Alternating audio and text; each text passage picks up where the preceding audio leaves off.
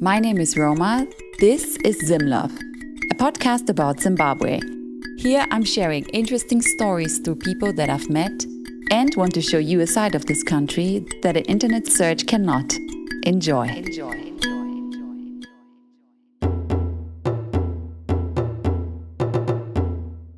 What we didn't get from our parents, we try to get it from our intimate relationships. So when someone decides, I'm now grown up enough to leave the family, they bump into intimate relationships. But a lot of those intimate relationships are exactly the reflection of the things that they're running away from. The things that they couldn't get from their parents is what they're going to enact in the same relationships.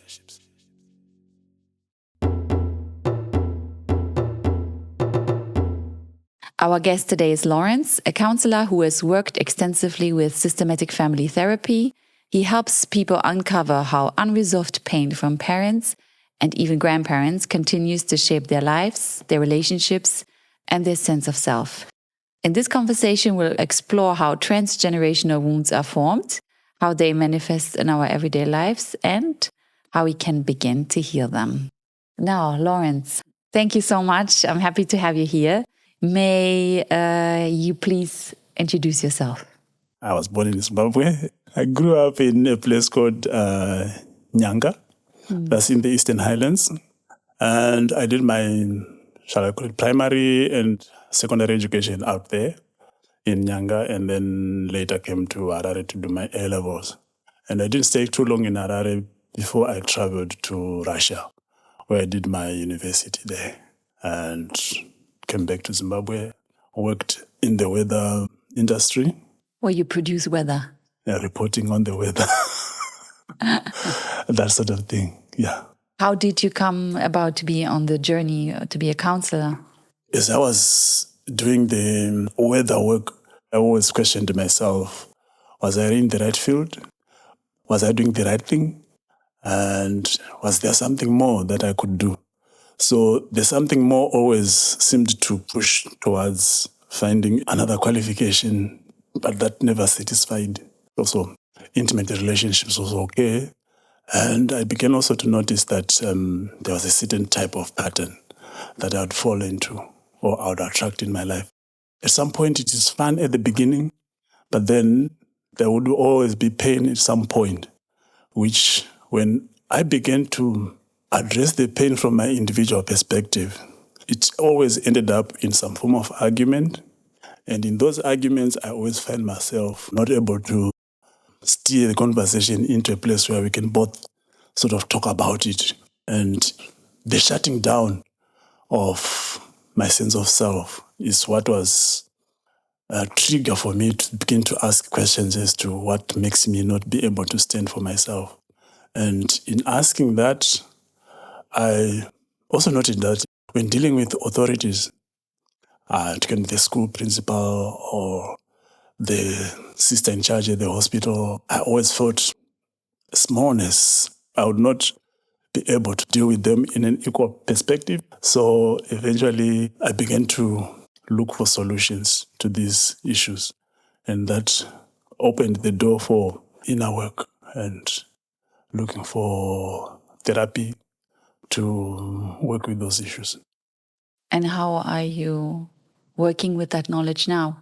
That's a very interesting question because the accumulative understanding of that has made me realize that all those people who I could have called antagonists would be, in our African culture, I would call it a thorn that we would use to take out a thorn.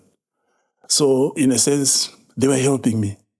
But it takes a while to begin to see the wisdom of noticing that what is happening is actually help, because we are so caught up in the victim mode and seeing the other person as the perpetrator. So eventually, when I'm talking to a client, for example, in counseling, I really listen to the pattern or dynamic of the suppressed self and the false self that developed that is now under threat at the moment, and the background field, which is the mother and father presence or absence in the conversations. The mother and the father wound. Can you explain what these terms mean? The mother wound would be the things that a child experiences with their mother. In most cases, it is the things that they cannot get from their mother. And they personify or take these things into their system. And unfortunately, they use those kind of very things as a way of identifying the mother. So if the mother was absent, then the pain of the absence becomes the identity that the child carries and not the real mother. So when one comes for counseling, is to identify how the pain was formed and where the mother also got that pain from their own parents and is being transferred now to the grandchild. For example, I would have married a woman whose father died when the woman was a young child. And then my mother also lost her own father when she was still a small girl. A person who is in pain will simply complain about the pain.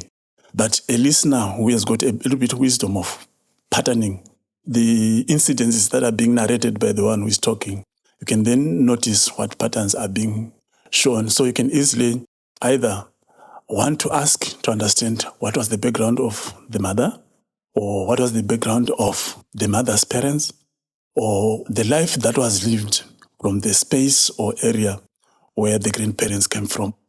That forms a chain of events to the person who is complaining or the person who is reporting of an issue. So that pain now becomes a pathway towards a place where the traumatic experience happened. And by going to that place, you can then be able to alleviate the pain that's happening. And is it the same with the father wound? The father wound is similar in the sense that the mother would be forced to split herself into managing the house and still perform her loving, nurturing, nourishing sort of side of herself. And it can be too demanding, such that she might be masculine to compensate for the absence for the father as well. And to a boy child, it affects them very differently. To a girl child, it also affects them very differently. And in both cases, the boy child and the girl child, they're still missing their father. What does it mean in a Zimbabwean context? What does it mean for the Zimbabwean society? And do you think it's still the case? It can still be the case in some families, but it's not as prevalent as it used to be, because during the years that we were growing up, our fathers would have to go to a nearest city to look for work. And they would only come to the family for a holiday, or some would come for most weekends if they are able to do so. But also it depends with the professions, because like school teachers or headmasters or people like that, they could have their families with them where they are working. But to those who had a job elsewhere and coming to the family once in a while, then that creates that dynamic. At the mines, for example, you might be needed as a workforce, but not having resident quarters for the family. And in most cases, what would happen then, that would create two families, where the father will have one family where they are working and another family where they came from. So the family where he came from then becomes fatherless, and the one which he is close to becomes the ones that have got a father. I wouldn't count it out as not present in the current generation, because you talk about the small house and the natural or big house or whatever term is used. Just maybe to explain this, so the small house would be then The small house would be the family that is new, the second family, where the original wife would be the so-called normal family or something like that. Yeah. But then in some cases, some of the families have got to be kept secret. So that secrecy in itself is also a dynamic that is very prevalent in traumatic experiences, because the father, in a sense, is also not present in the household where his name or his activities are not supposed to be publicized or not known, which means the children also tap into that energy of being small or invisible or unknown sort of thing. So in either way, the dynamic is still present. I did one episode with Samantha about single motherhood. Yes. And I told her that I know some single mothers in Zimbabwe, and it's something that also seems even more common here than even in Germany, single motherhood. And that the cause of that is a lot of times maybe not that the father is going away from work, but maybe that the father is not showing up for the responsibility of having a family. Yeah, if we don't think linearly, if we don't think this dot leads to that dot leads to that dot, definitely. Because what we didn't get from our parents, we try to get it from our intimate relationships. So when someone decides, I'm not grown up enough to leave the family, they bump into intimate relationships. But a lot of those intimate relationships are exactly the reflection of the things that they're running away from. The things that they couldn't get from their parents is what they're going to enact in the same relationships. So the same absence will still play out in the sense that the moment a girl says, I'm pregnant, the boy child who could not have someone who role models what accountability is will panic. And in that moment of hearing that the girl is pregnant, will say, no, it's not mine. And then you have to do the DNA test and all that stuff. But that's another story for another day. The thing is, the boy child has not been molded into standing up for himself, or has not been molded into taking accountability for the things that they've done. They've not been molded into owning up to the issues that they've caused or they've created. So in that case, it can contribute to a single motherhood. Because each time a woman will then present an issue, it's personified into the woman herself. We don't look at the societal expectation. We don't look at the societal impact. We don't look at the impact of patriarchy. No, we look at the person who is talking. And that's the very unfairness of it all. So in that sense, the father wound speaks in that case because the girl in that moment of pleading protection or pleading responsibility, it's as if they're now talking to their father. And because the father was never there, then they're betrayed. So they have to go to that wound that was created as they were growing up as a small girl. So in that way, those things are still there, but cannot, of course, pin them directly into this is that, this is that, this is that in that sense. But yes, it can play out in that form. But it requires a little bit of, shall we say, patience. It requires a little bit of understanding, partly because what both genders are struggling with is almost like an overcompensation, or it's almost like trying to level up what the boy could not get from his own mother. You will choose a woman who will present to them the issues that they didn't deal with their own mother, or the unfinished business that they have with their own mother. And the girl will also choose the boy whose issues will reflect what the girl still wants from her own father. And I don't know whether that's the soul's way of developing itself to level the ground or to heal itself. I don't know. But I can look at it from that perspective also. So you are saying in a way that maybe when we go out into the world, we should ideally maybe make some investigation inside ourselves and see how we can build up wisdom about our own wounds so that we can actually attract a partner that is not feeding into these dynamics, but we can attract a partner that is there to last. What we are also talking about is presencing. If you are present to yourself, then anything that arises within yourself, you are able to deal with it. You go with it along with however it is arising. If it's fear arising, when I stay present with the fear, then I'm able to work with it. But if I then throw it at, because what normally happens when fear happens, I say, you are making me afraid. I won't say this fear is arising in me. Those are two very different perspectives. But I'll say, when you came in, you made me afraid. I won't even say I was feeling afraid. So by saying you made me afraid, I've already thrown everything at you. And obviously you're going to refuse and say, but how could I have made you afraid? Or I could then take it on and believe that actually I'm making you afraid. So which means I'm now carrying a burden as your partner. So it's very difficult to prepare prior to meeting a partner because we already don't know what issues we have. The alternative then is to understand the triggers that arise in us when the partner is around. And what does it mean for the society today, or for a society in general, if this is something that's reoccurring, a dynamic? The question is quite broad, the one you're posing now, because that touches on the patriarchy mostly.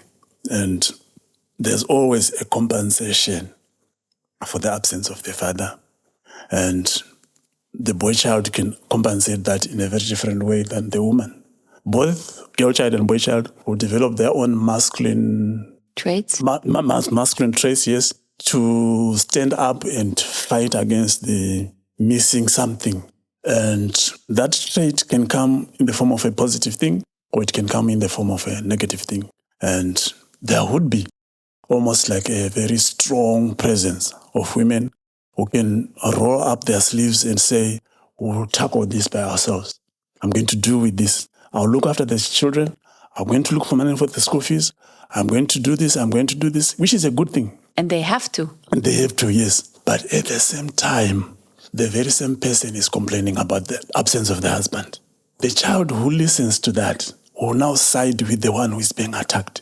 Internally, the child is now split into, I hear you fighting against my father. I'll stand with my father, even though the father is not there.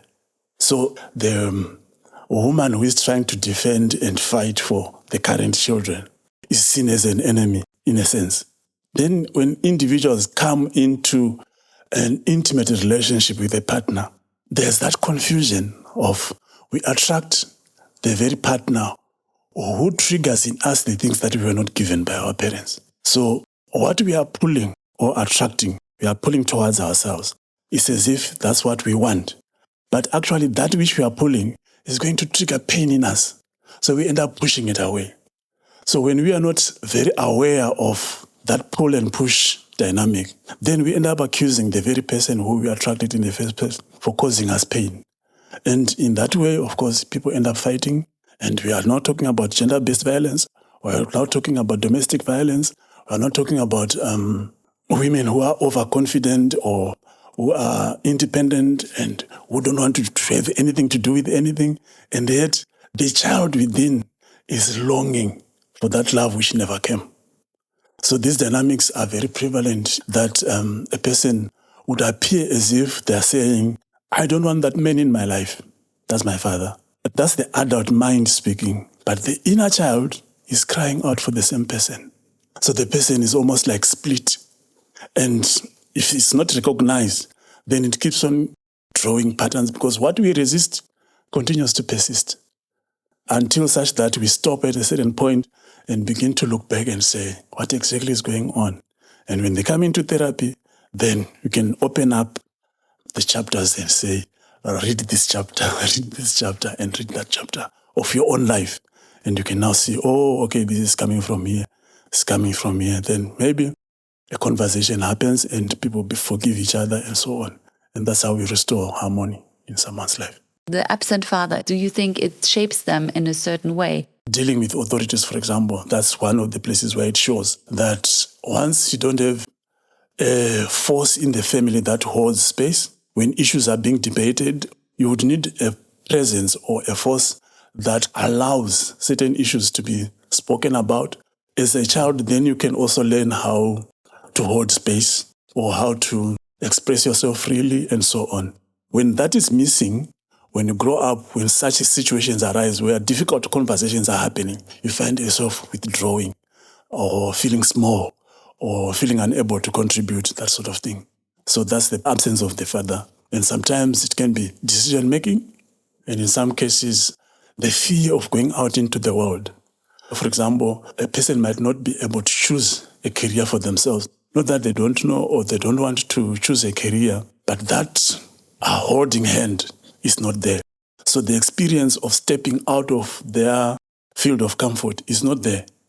And it makes it very difficult then to choose a career or to step into spaces of authority. The alternative would be the overcompensation of the same thing. I want to prove to your father that I can do it. Even though you were not there, I'll show to you that I can do it. So by so doing, the person then ends up overperforming, sacrificing themselves to such an extent that they become absent also in a different way. to their own children. So let's say I am listening to this podcast and I feel like, oh, maybe these are some issues that I'm dealing with myself, or that might be something I need to look at. Mm-hmm. How could they do that? And also, what are the techniques you use? I think it depends with where the person is at.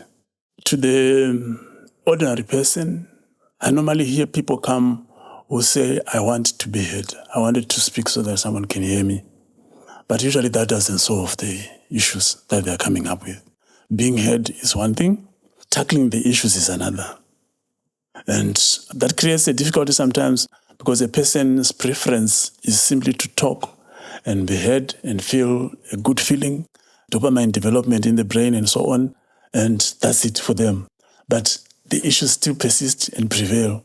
So they have to develop a way of working with the issues, which is where we come in with tools like family systems constellations, for example, would look at the issue not from an individual perspective, but from a whole system, the person, the parents, the grandparents, and the environment in which they are at, and to understand what are the contributory factors to the issue. But it's not always that the family systems constellations will solve an issue, because you don't use the hammer for everything. There's sometimes when you need a screwdriver. There's sometimes maybe you need a spoon. There's sometimes when you need something, even the hammers are all of different sizes and so on. So in some cases, you might want to use appreciative inquiry, for example, or you want to use some things that work on the positiveness of the same issue. You're not going to dig into the negativity to find where the real source of the negativity, where it is coming from. It's one way of doing it, but it's not always the best. Sometimes you can simply work on the positive side of that which is being reported on. And appreciative inquiry is one of those. Or Byron Katie, for example, works in a very good way in that it's almost an inquiry, but it's asking questions whereby a person then ends up taking responsibility for what is arising within themselves. Almost like finding out if the source of the problem is not a gift and not necessarily a problem. There are people like Otto Scharmer, for example, with Theory U. It's a process whereby we work with the sense of presence. How do I stay with this thing that is arising? It's almost like, how can I tell the emerging future in the present moment? So by noticing the things that are arising and staying with them, you create a sense of you are working with the future as it is emerging. So in a way, you are already researching with the trigger. Yes. And then you are feeling into that fear and that energy. Also, when the trigger comes in the future, that feeling you already have explored it in therapy context. Yes. With somebody else present. Yeah. If one was to learn the principles of this, for example, Theory U, then you can do it by yourself without necessarily having to go to a practitioner. So that would imply that the curriculum of our education can actually include some of these things in part and parcel of education. So the one thing you say is maybe that we can do some healing by ourselves, just by being psychologically educated on it, that would have been a benefit to everybody. But when somebody really has some trauma, then it's maybe more advisable to speak to a counselor. As I was growing up, I think we used to have classes on first aid. But it doesn't mean everyone was going to be a nurse or a doctor or anything. It's just these rudimentary things that you're taught that keep you aware of danger. When it happens, you act in this way. But of course, then you take the person to hospital, or then you can call the doctor. It's almost like that. You might not necessarily be the expert, but at least when you know how to do conscious breathing, when you know how to stay with the pain and not necessarily escape, like to crash, go get some food to eat, or put up a movie, to watch a movie, or to go to the fridge and begin to prepare some food and stuff like that. Those are all escapisms which we normally utilize to run away from what's happening. you could actually set aside all those and simply sit and sense into where this pain is coming from. What is this texture? How does it feel? What other feelings is it triggering as I'm sitting here? By the way, how is my thinking in this moment when this pain is arising? By just engaging with that, the headache in 2-3 minutes or 4 minutes, it might begin to subside. And before long, you've forgotten you had a headache. Unlike when you really focus on the headache, oh, I've got this headache. This is so painful. Then it intensifies.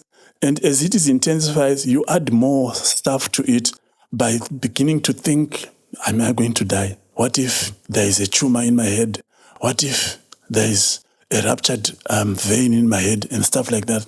That increases the tension that is going on in the moment and end up making the discomfort even worse.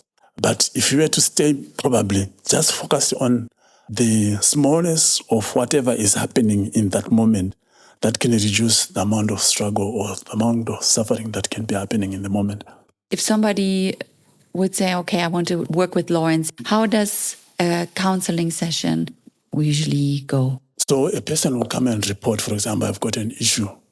And that issue has got some components to it.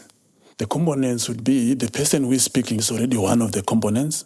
The issue itself is another component. The father of the person is a component.